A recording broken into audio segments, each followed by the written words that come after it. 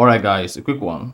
Here, I'll detail how to disable hotspot in Android. So if you have an Android phone and you already turn on your hotspot where you allow other devices to connect to your hotspot on your Android and I want to turn it off, then here's a video for you.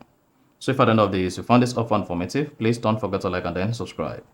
Now, to turn off or disable hotspot on Android, first, swipe down the control center, then locate and click on mobile hotspot. So if mobile hotspot is enabled, just tap on it to turn off mobile hotspot.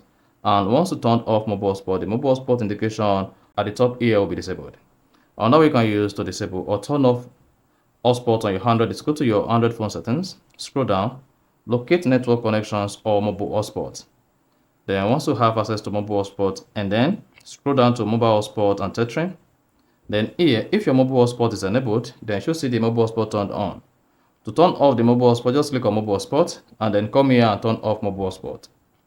Once you disable this and you see mobile hotspot off, then you're good to go. So that is basically how to disable or turn off hotspot on Android. So if you found this offer informative, please don't forget to like and then subscribe.